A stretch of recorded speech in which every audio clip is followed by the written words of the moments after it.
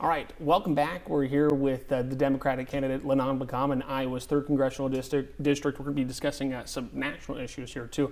I want to start really quick. You had mentioned your role with the USDA. We've been seeing campaign advertisements about you having posts about the Biden administration and back in your time when you were working with the USDA that had been deleted. So I guess if you just wanted to address that to our viewers and voters here of why that had happened. Sure, of course. The reality is, this is an issue on the campaign because Zach Nunn's trying to distract Iowans from the real issues. We should actually be talking about issues that matter to people. Like, I've traveled all over this district. I've listened to so many Iowans in here to learn. And I'm hearing about things like the cost of groceries, the cost of gas prices, the cost of housing. Those are top of mind for people. We should be paying attention to the issues that matter here. And I will be doing that when I'm in Congress. So just kind of scrubbing it there too, just looking ahead to the campaign. Okay. I want to discuss the economy here in this state. There are a lot of Iowa families. The rate of inflation is going down, but people still are feeling it at the pump. They still do feel it when they go to the grocery store in terms of rent too, living month to month. What would you be able to do at a federal level to help families ease the burden here in Iowa? There's no question. Again, as we continue to talk to folks, grocery prices continue to be high. We need to go after those big corporations who are price gouging Iowans. When input costs for these big companies who manufacture and produce a lot of the foods that Iowans eat, when they are saving money because their input costs are going down and not passing those savings down to customers like us, that's wrong. We need to go back after and go after those price gouging corporations. That's clear to me.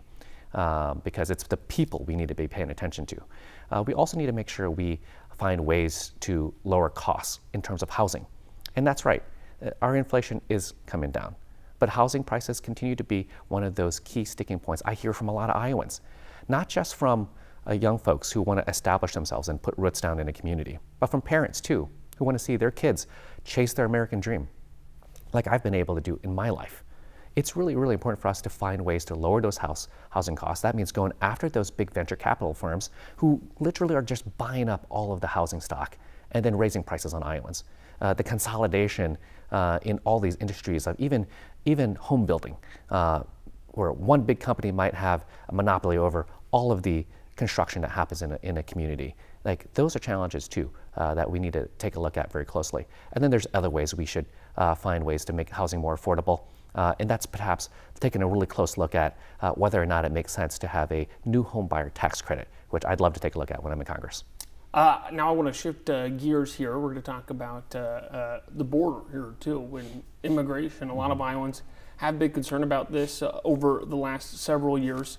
They think a lot of inaction has taken place at the federal level over the last 4 years from a Biden-Harris administration. So I guess, how do you view their action over the last 4 years? Then looking into the future here, too, if Harris does win the presidential election, you win your race, how would you attack the border?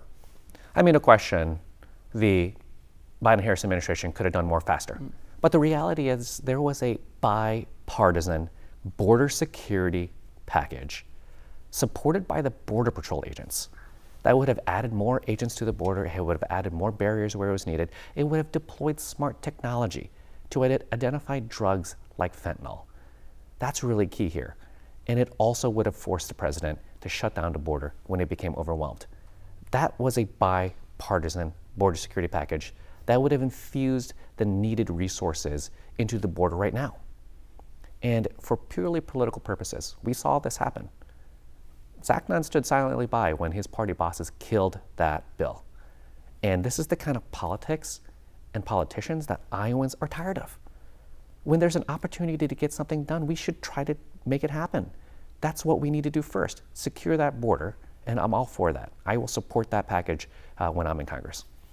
All right, it did happen here just recently as well, which would have brought funding levels up similar to Trump administration policies at the border in terms of the level of funding and the agents down there in terms of what they're able to do.